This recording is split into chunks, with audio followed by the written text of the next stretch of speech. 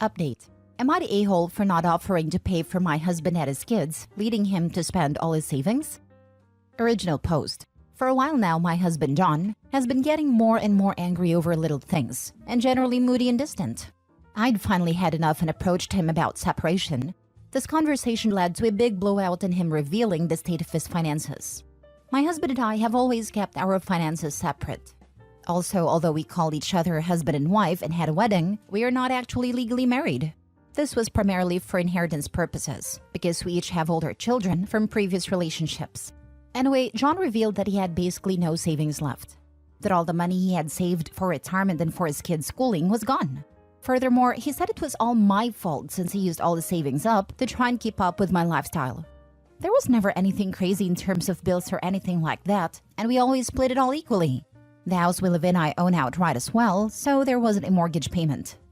However, I've always liked to travel a lot on fairly extravagant vacations. I would invite John or John and his children to join on trips but never made them feel like they had to come. That said, he was expected to pay for himself and for his kids. And except for recently, he accepted every invitation. I would also give my kids things he considered extravagant but I considered normal, so he felt like he had to give similar things to his own kids. John said with all the spending to keep up, his savings dwindled very fast. I expressed that I couldn't understand how or why he would spend all he had when he knew he couldn't afford it. He said it was like keeping up with the Joneses, only worse, because it was at home so he couldn't block it out. John thinks since I knew his job, I should have had a basic understanding of his finances and realizes this wasn't a lifestyle he could maintain. That the kind thing would have been to offer to pay for the trips and other things, instead of dangle them in front of his and his kids' faces. Looking back, I probably could have realized that the spending didn't make sense for his salary, but I wasn't thinking about it. I don't think it was my responsibility to keep his finances in mind here. We had agreed from the beginning to keep our finances separate. So to me, that means paying for things separately. Edit. We do not live in a state with common law marriage. Now for the top comments before reading the update. Not the a-hole. John blew through his finances all on his own, and that's because his fragile ego couldn't deal with you having more money than him. Exactly. If he's capable of complaining about it now, one wonders why he couldn't say anything then. There's something so cringe about an adult and able to take responsibility for their own choices. Yep. Also the BS of trying to keep up with her. I would have said a long time ago that I was running out of money. Pride can be a foolish thing. Not the a-hole. You housed him and his children rent-free. If he wasn't comfortable with your lifestyle, he should have talked to you like adults, instead of trying to keep up and sinking himself financially.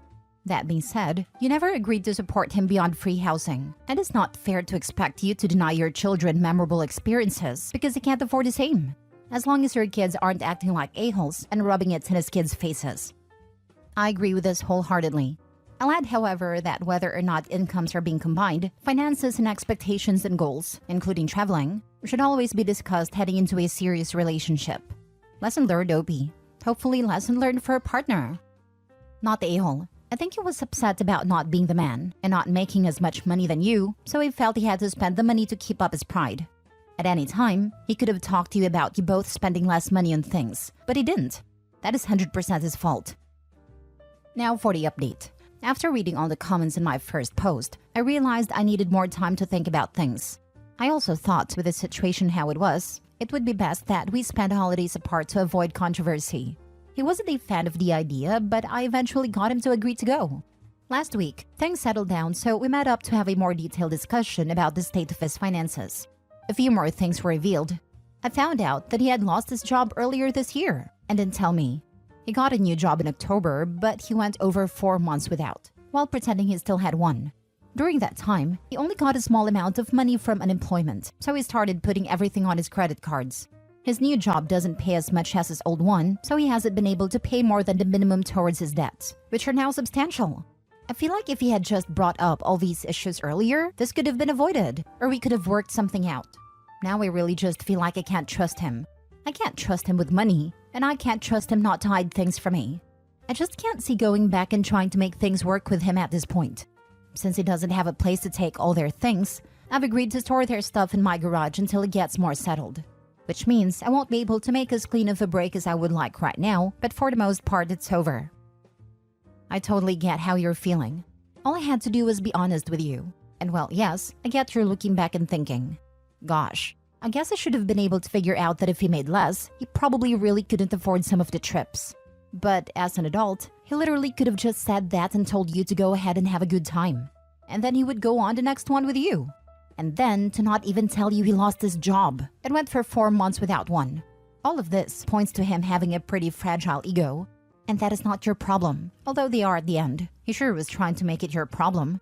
Suggestion I might if you can't afford it. I would literally pay for a storage unit for 6 months and have them move all of their stuff there. Prepay it for him and let him know that you have 6 months. That is more than enough time for him to find a place and get settled. And if he needs to go through things and get rid of some things so that they will all fit into his new place, it gives him time to do that as well. That way you are still helping, but it doesn't involve continued contact of any kind because you're storing their stuff. It is a one-and-done sort of thing. Storage unit is the way to go. Do you really want him coming by every other day because he needs something? From your description, it sounds like he may start trying to guilt you into assuming some responsibility for his poor choices. Make a clean cut. That was exactly my thought. It is exactly what I did when my ex left.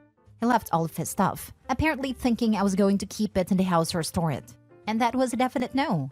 So I told him I'd put it in storage, and if I recall, I think I paid for either 3 or 6 months, and told him it was up to him after that. I found out that he had lost his job earlier this year and didn't tell me. He got a new job in October, but he went over 4 months without one while pretending he still had one. I will never understand this logic. This is an immediate relationship killer as it should be. I would never be able to trust a partner who goes this route. Someone else commented, and I agree. If you can't afford it, I'd put their belongings in a storage unit. That way, it doesn't get complacent and your garage isn't full of junk. Heck yeah, I've been fired once, and my first call was to my husband. People are nuts. Next story.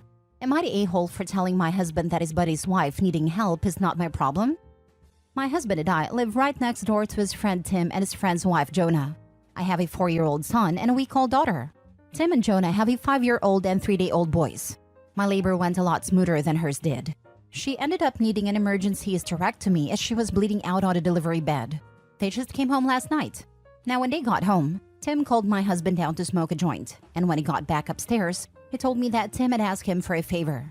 Apparently, he was wondering if I would go over to his house periodically throughout the day while he was at work to check on his wife and do tasks for her, like cooking, cleaning, keeping her company, as she was bedridden and feeling really down and depressed from the unexpected hysterectomy and the reality of not being able to have more children. Listen, I feel for the woman. I really do. But this is not my problem. I just had a baby myself a week ago, and even cooking for us is a chore in itself because of how exhausted I am. My husband said repeatedly, it's okay if you say no. I'm sure they would understand, but like, it'd be nice if you did this for them, because I'm sure she could really use the company. I know I'm being selfish, but I do not care if she could use the company. And I really feel backed into a corner and manipulated with wordplay. It's okay if you say no, but you should just say yes. That I'm getting really angry that I'm even asked for this. I asked my husband why him or his buddy would immediately think I would be available to do this, considering I just had my own baby and I'm also taking care of our 4-year-old. He said, I understand that, but you're already up and doing things and she can't even do that because she's bedridden. So she can't even make her kid food or anything. Anyways, I told him no. I told him I had a bad taste in my mouth about them attempting to back me into a corner for a yes answer with their guilt trips, and that if she wasn't capable of doing anything, Tim needed to step it up. And either A, take time off work, or B, start meal prepping and call someone else to come into his home to do everything else. My husband and Tim work at the same job, and they were both given 4 days off when we went into labor, so he had time to try and figure this out. Instead, he just tried pawning it off to me, thinking I would say yes. My husband said that he doesn't blame me for saying no, but my attitude on it has caused tension between him and Tim, because I'm acting heartless. Am I the a-hole for not caring that Jonah needs help and telling them it's not my problem? Edited to add. Just want to add here that I have met this woman twice, for at most 15 minutes each time. My husband has only met her maybe 3 times. He only just started hanging out with Tim 4 months ago after he started working with him. Their friendship just grew super quickly because we coincidentally moved right beside them a month after they met. Now for the comments. Absolutely not the a-hole. You're a week postpartum. People should be bringing you meals. Tell your husband and his buddy to hire a caretaker. Go to a church. My church offers services like this for people in need, where someone can take time off work.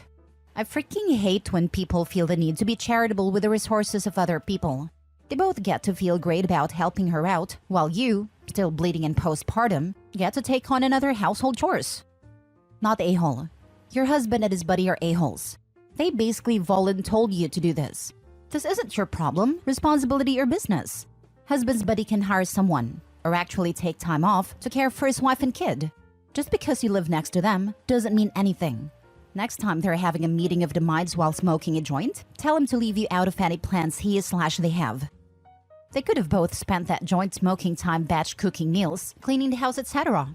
Tell both able-bodied men to get the chores done if they're feeling so charitable. The dad needs to step up and batch cook, etc. for his family. Pack a lunch for his wife and toddler each morning, etc. Any outside help, not from Moby, is a bonus. Not the a-hole. Not the a-hole, but you are surrounded by a-holes. Okay, so let's lay out the fact pattern here. 1. You just had a baby. 2. Jonah just had a baby, and after a nearly fatal disaster, had an extremely invasive and traumatic emergency surgery. 3. Tim's first act in his house with his almost died wife and new baby was to call your husband to smoke a joint. 4. Your husband said yes. 5. Your husband presented a plan where you would subjugate yourself, your recovery, and your baby's first few weeks for someone else who you don't know, and whose husband doesn't prioritize over some weed. 6. Your husband expected you to say yes and then proceeded with the "it's not required, but it sure would be nice if you did." I feel for Jonah, but she married an idiot. How about you buy less weed and buy more food you can cook? I'm going to assume your husband and Tim aren't working 20-hour shifts and aren't on an oil rig where they can do stuff around the house and work with the baby and take care of their own. Damn, these guys suck. Best to you and your little one, but I feel like there's way more of this headed your way. Absolutely. I was 2 months post-emergency C-section and all my in-laws were mad that my husband refused to even ask if I wanted to do things that I wouldn't have done, and he knew it. I only found out about it as I heard his tone of voice change, and him saying because I'm her husband and I say no to his traditional family. Could I have gone if I wanted? Of course. And if I had wanted, that would have made me the instant golden person, but I wasn't risking it either. Point being that he took all the flack so I didn't have to worry about feeling pressured.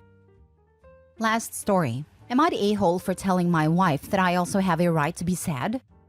I need a lot of advice. Me and my wife have been together for 10 years, married for 7.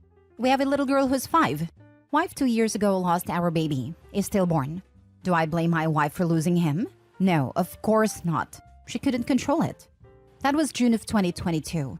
She sunk into a deep depression, and I tried my best to get her out of it while taking care of our then 3-year-old and trying to work as much overtime as possible as I told her to quit her job. In November, I got her into therapy and that seemed to work out great. She started opening up to me about how she felt, which was good, and I think it really helped her heal. Me, on the other hand, I hate to sound like a narcissist, but I never healed, and I never got to talk about how I felt. Because she said I shouldn't feel sad because I didn't lose the baby. So I just stopped talking to her about me altogether and just listened to her. So now 2 years later, I'm not a drunk, but I do drink a good bit all considering. My wife is still stay at home and is looking to get a job so I won't have to work 14 hours anymore.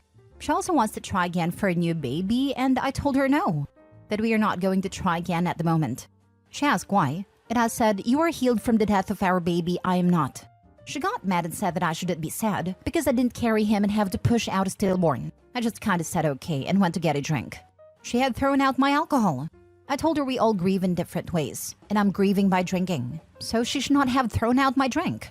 She still couldn't understand why I was grieving, and I just told her I have a right to be sad as well. She still couldn't understand it. So I pointed out who was there for her, and she couldn't understand it. So I just left the house. So was I wrong for telling her that I have a right to be sad as well? I will try to answer questions and comments. Edit. To address the main question, which is why didn't I get help when she did? She was going to therapy every day, which adds up. So for me, money was tight and was not enough to get us both therapy. Nor did I have time to either. And well, you had money for alcohol, yeah, because that may only be $20 to $50, and a lot of it we already had in the house. We got it for gifts, and she used to host a lot. Not the a-hole. She should not tell you how you should feel. You lost a child as well, and are allowed to grieve too. But dealing with your grief by drinking alcohol will only make things worse. You should also seek therapy. She needs to talk to her therapist about her feelings, about you shouldn't be feeling sad. I'm sure they can change her views on that. I'm sorry for your loss. Just wanted to add that hospitals and OBs generally have info/recommendations for support groups and specialized grief counselors for both parents. OP should reach out to their hospital or his wife's OB and ask for a recommendation. One of my friends had a stillborn baby, and her husband went to a support group and found it a better fit for him than individual therapy. It also sounds like they could use some family counseling as well, since the wife seems to think that he has no right to his grief. Not the a-hole. That child was both of yours. And her point of view that her hardship was worse than yours, therefore yours doesn't matter, is extremely flawed. You are a family and should stick together. For example, my mom, brother, sister, and I all suffered domestic violence at the hands of my father. Now, the amount of abuse and the kind of abuse we experienced was different, but that doesn't mean that anyone's pain isn't valid. My mom doesn't tell me that I don't have a right to be sad when my father was way meaner to her, and I don't tell my little sister that she should be over it because my pain is more valid. We are a family, and we're all there for each other when things get tough.